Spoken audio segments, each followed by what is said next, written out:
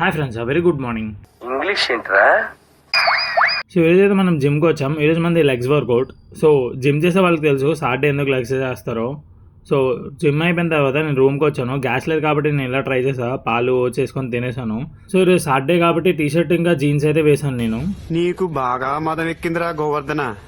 So తర్వాత ఆఫీస్కి వచ్చి చెక్ ఇన్ చేసి నేనైతే సిస్టమ్ అప్డేట్ చేశాను. దాని తర్వాత చిన్న క్లిప్ తీసుకొని 4:30కి అయితే మేము బయటకు వెళ్ళాము.